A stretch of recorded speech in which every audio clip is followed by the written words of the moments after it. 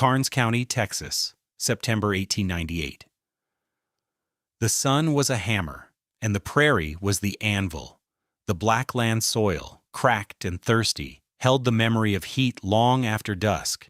Men built their houses high here, with wide porches and dog-trot breezeways desperate to catch any whisper of a breeze.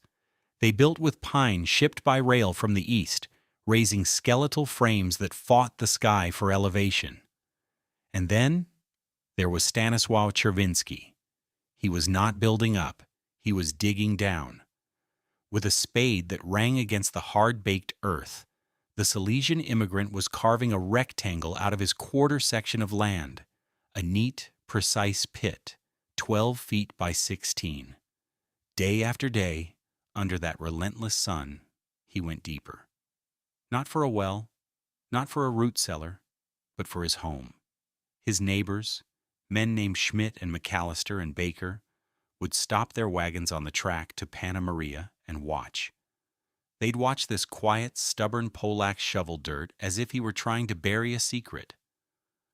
Lemuel Krieger, the county tax assessor, was the first to put the mockery into official language. He rode out on his bay mare, a ledger book tucked under his arm. He was a man of numbers, of proven value and established methods. He saw Stanisław, stripped to the waist, his back a map of sweat and dust, laying thick blocks of sod around the lip of the pit. The sod, cut with a breaking plow, was dense with the matted roots of buffalo grass, heavy as stone. "Czerwiński," Krieger called out, not dismounting. "The boys in town are saying you're building a $2 house, digging your own grave to save on lumber, they say." Other men leaned on their fences, listening. A man named Jedediah Stone, who'd built his own 2-story frame house for a princely sum of $400, spat a stream of tobacco juice. "That ain't a house, Lemuel. It's a hole. A man lives above the ground. Coyotes and snakes live in holes." Stanisław paused, wiping his brow with the back of his hand. He looked at the pit, then at Krieger's ledger. He said nothing. "I have to assess this for the patent," Krieger continued, his voice taking on an official, slightly impatient edge. "The Homestead Act requires improvements of a certain value. A hole in the ground with some mud bricks around it, that doesn't meet the standard. An inspector will come, see your cost ledger, and void the patent.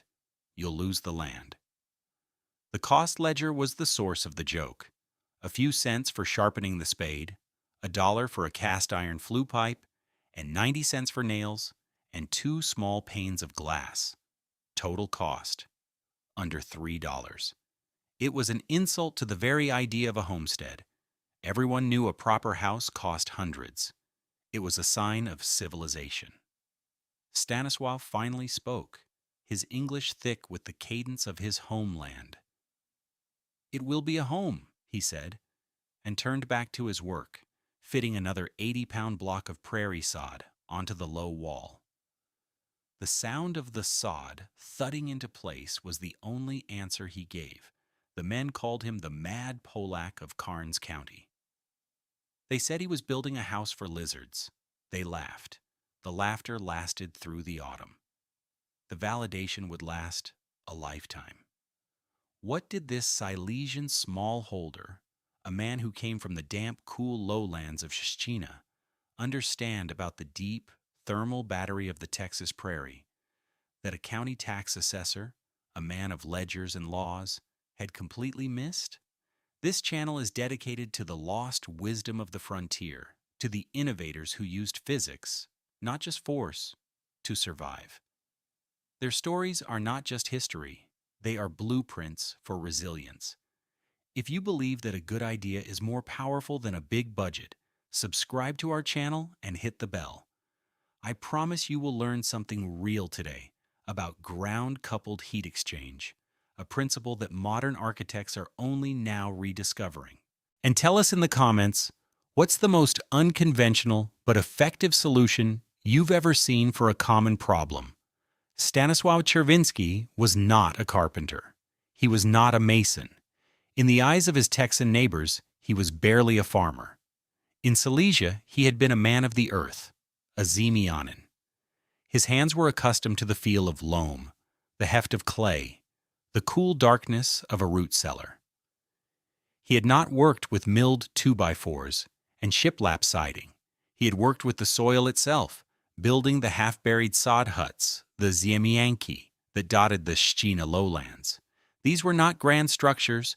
They were humble shelters bedded deep against the frost line, skinned over with living grass, their chimneys poking up like mushrooms from the gentle roll of the land.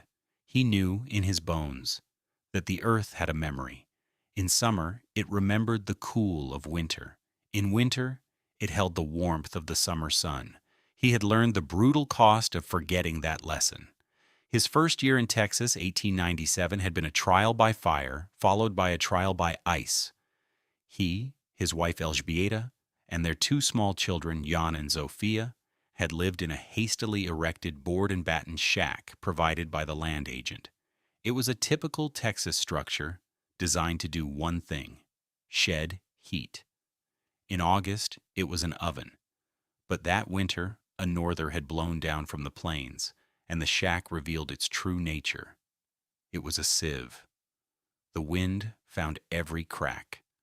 The single pane of glass in the kitchen door, a luxury they had paid dearly for, bowed inward under the pressure of the cold, a thin, fragile barrier against the vast, freezing emptiness of the prairie.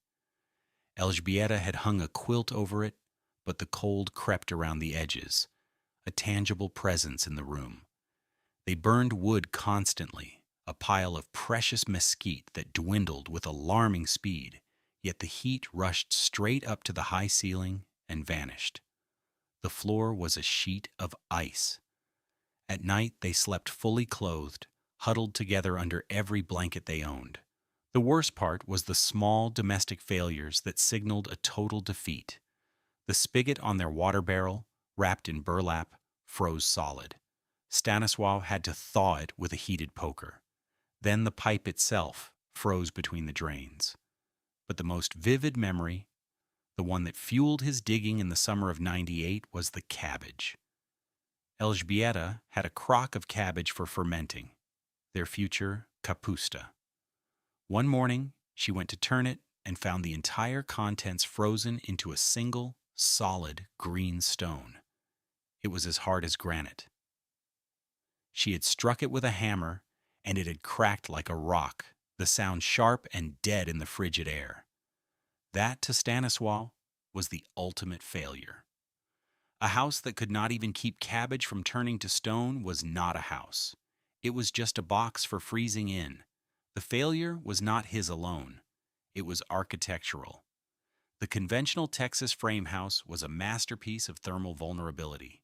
Built on piers, its floor was completely exposed to the ambient air temperature. Its thin, uninsulated walls, often a single layer of planks, had an R value of less than 2. Heat, measured in British thermal units or BTUs, hemorrhaged through the walls, the roof, the floor. A standard fireplace, while comforting to look at, was an engine of heat loss, sucking vast quantities of heated air up the chimney. On a cold night, a family like the McAllisters would burn a quarter of a cord of wood just to keep the temperature inside above freezing. They were fighting a battle against the second law of thermodynamics, and they were losing, BTU by BTU, dollar by dollar. The problem wasn't the cold. The problem was the design. The houses were thermally isolated from the one thing that could save them, the ground beneath their feet. So in the autumn of 1898, Stanisław built his answer. The construction was a spectacle of what his neighbors saw as primitive foolishness. First, the pit, 3 feet deep. He shoveled the rich blackland loam onto a pile, to be used later. The floor of his home was now the earth itself, 3 feet below grade. Next were the walls. Using a horse-drawn breaking plow, he sliced long ribbons of prairie sod, 12 inches wide and 4 inches thick. The roots of the native grasses were so dense they formed a living web, holding the soil together. Jan, his son, helped him slice these ribbons into manageable blocks about 2 feet long. They were heavy, dense, and alive. He called them darney, Silesian for turf blocks. His neighbors called them mud bricks. He laid the first course of sod blocks directly on the earth at the bottom of the pit, grass side down. Then he stacked them, brick fashion, one on top of the other, building the walls up from the pit floor. 4 courses rose above the grade line, meaning the top of his wall was only about 2 feet above the surrounding prairie. He left openings for a single door and 2 small windows on the south-facing side. The roof was the strangest part.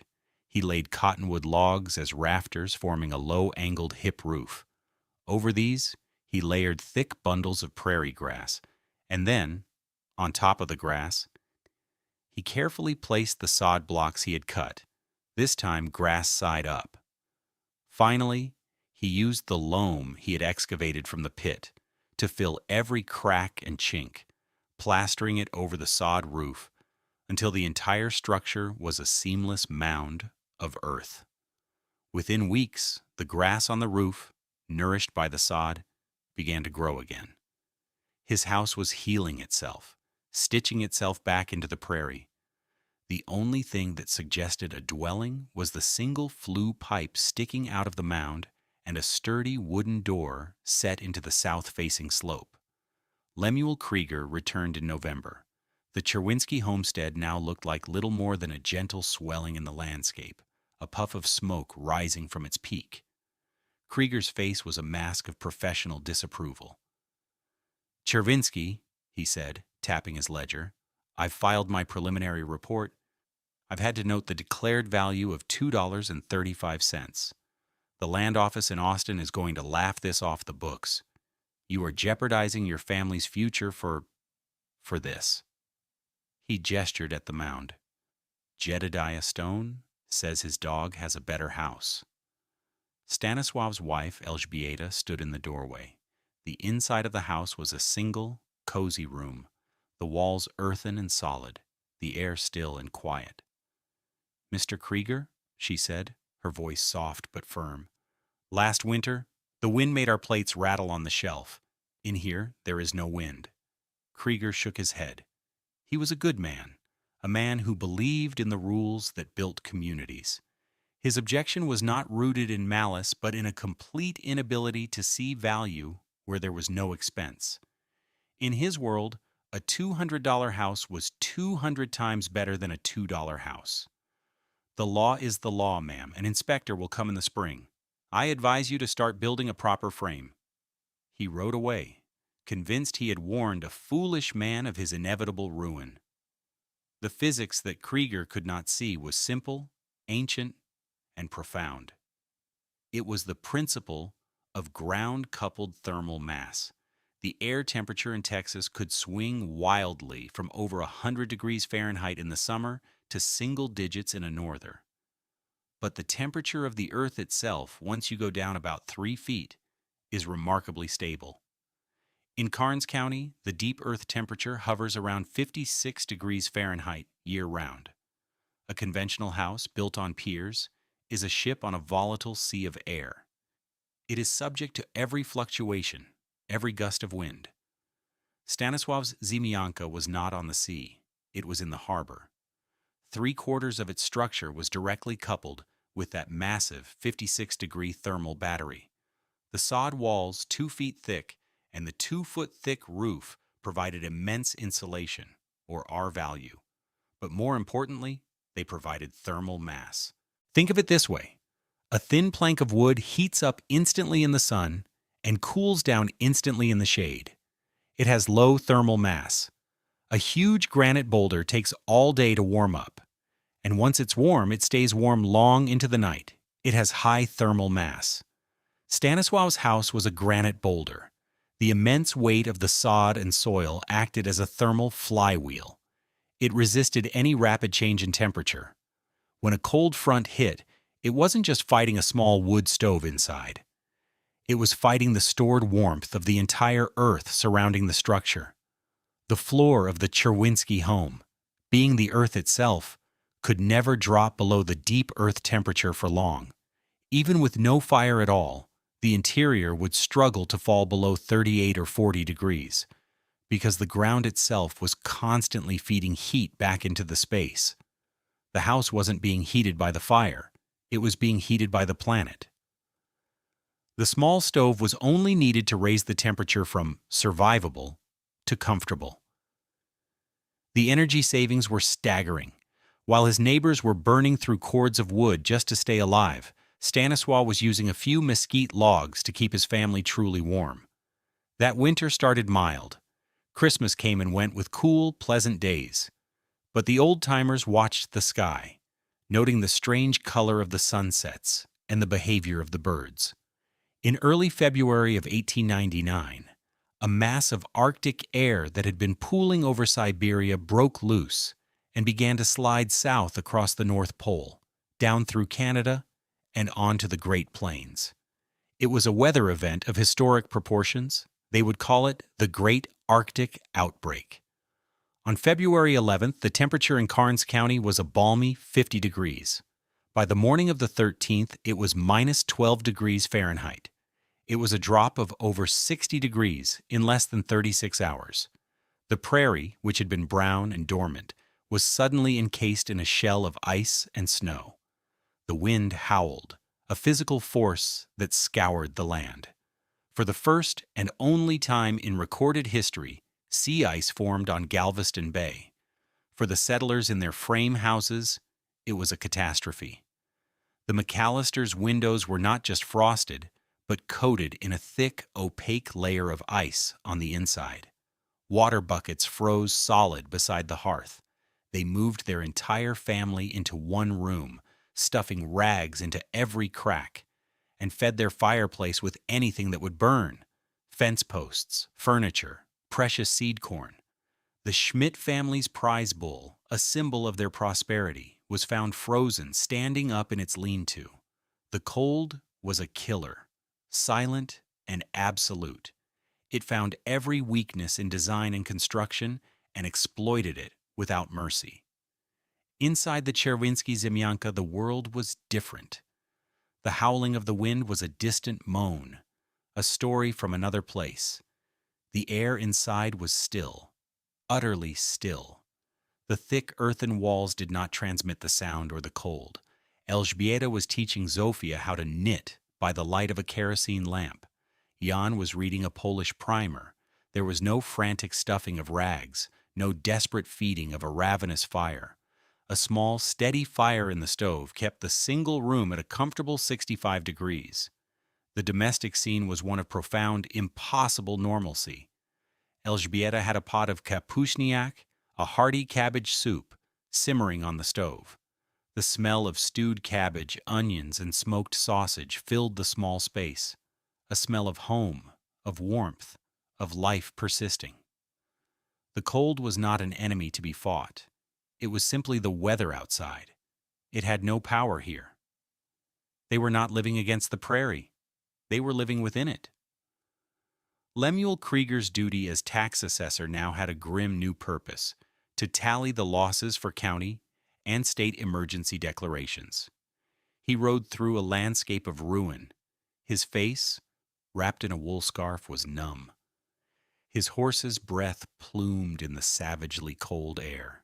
At every homestead, the story was the same: burst pipes, lost livestock, families sick and exhausted from the siege. He opened root cellar after root cellar to assess damage to stored crops. In each one, he found the same thing: potatoes, frozen hard as baseballs, turnips split open with ice, and barrels of cabbage that were once again solid green stones. He almost didn't stop at the Czerwiński place. In his mind, the family in the hole in the ground was surely lost. It was his duty to check. As he approached, he was struck by the silence. There was no frantic chopping of wood, no smoke pouring from the flue, as if from a desperate, overstoked fire. Just a calm, thin wisp rising into the crystalline air. He dreaded what he would find. He knocked on the heavy wooden door. Stanisław opened it. A wave of simple, uncomplicated warmth washed over Krieger. It wasn't the scorching, dry heat of a roaring fire, but a gentle, steady warmth that seemed to emanate from the very walls. He saw the family inside, calm and safe. He was speechless. "Mr. Krieger," Stanisław said, "come in. It is cold." Krieger, his mind reeling, stammered his purpose. The cellar. Your stores. I have to check the cabbage." Stanisław led him not to a separate cellar, but to a small alcove dug into the earthen wall of the home itself. A wooden lid sat on a large crock. Krieger steeled himself for the familiar sight of a frozen mass. He expected to lift the lid and find a block of green ice, a testament to the cold's victory. He lifted the lid. Inside, the shredded cabbage was soft, pliable, and glistening with moisture. It was perfectly preserved, cool, but not frozen. Krieger stared at it.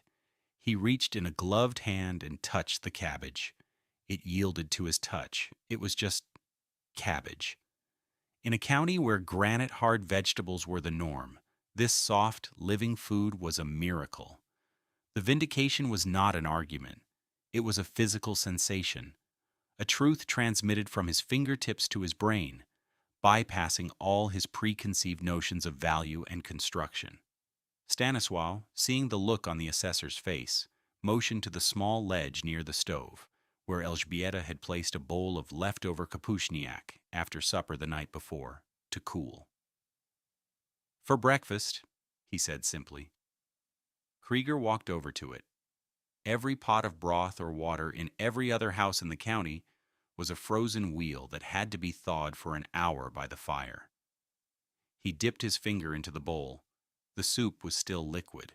It was not just unfrozen, it was still faintly, detectably warm. Lemuel Krieger looked from the warm soup to the soft cabbage to the peaceful family. He looked at the solid earth walls. He finally understood. He was not standing in a $2 hovel.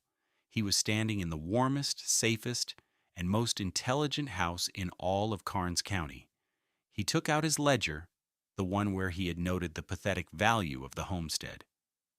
He uncapped his pen, struck through his previous entry, and wrote a new one. Then he looked at Stanisław. "You didn't build a house, Mr. Czerwiński," Krieger said, his voice full of a new and profound respect. "You built a harbor." When spring finally thawed the prairie, the story of the Czerwiński Ziemianka spread, carried by men like Lemuel Krieger and Jedediah Stone, who was no longer laughing. The center of the Polish community was the Immaculate Conception Parish in the nearby settlement of Panna Maria, the oldest Polish settlement in the United States. The parish priest, Father Wyszynski, listened to the story. He understood that this was not just a curiosity. It was vital knowledge for his flock, many of whom were struggling on their new land. At the annual Easter picnic in 1899, amidst the food and fellowship, the priest unrolled a large sheet of butcher paper. On it, Stanisław Czerwiński, with the help of a literate friend, had drawn a simple diagram of his ziemianka. He explained the depth, the sod cutting, the roofing. He answered questions not with technical jargon, but with the simple story of his warm soup and his unfrozen cabbage. He shared his knowledge freely, without pride or arrogance. It was simply what one did. By the time the first frost of autumn 1899 arrived, 8 other Silesian families in the Panna Maria area had built their own ziemianki, turning their patches of the Texas prairie into shelters of quiet, earthen security. The humble Texas ziemianka was a stunning anticipation of modern building science. A century later, architects and engineers would give fancy names to the principles Stanisław knew by heart. They would call it earth-sheltered construction, passive geothermal exchange, and high thermal mass design. They would use computer models to calculate the BTU savings and the flywheel effect of a structure coupled to the earth. Stanisław needed no computer. He had the collective memory of generations of Silesian farmers who had learned to stop fighting the earth and start cooperating with it. There is a profound lesson in that earthen mound in Karnes County. The other settlers saw the prairie as an obstacle, a hostile space upon which they had to impose their will and their familiar but ill-suited architecture. They bought their houses with money, lumber, and nails, assembling them like foreign objects dropped onto the landscape. They built against the cold, and the cold, with its absolute power, eventually broke them. Stanisław Czerwiński saw the prairie as a partner. He understood that everything he needed was already there, in the soil, the grass, the planet's own deep, abiding warmth. He borrowed its materials and its thermal stability, creating a shelter that was not on the prairie, but of it. He didn't buy his house against the cold. He asked the prairie for it and kept the change. Thank you for joining us on this journey into the past. If you found this story of ingenuity and resilience valuable, please like this video and subscribe for more stories of forgotten genius. And as always, let us know in the comments what you think the most important takeaway from Stanisław's story is. Disclaimer: this video presents historically inspired reconstructions for educational and storytelling purposes. The characters, names, and specific events depicted are fictionalized for narrative clarity. However, the techniques and scientific principles are based on real historical practices like the Texas Ziemianka. Any application of these or similar building techniques today should be done in accordance with modern building codes, safety guidelines, and engineering standards. This content does not constitute professional, technical, or legal advice.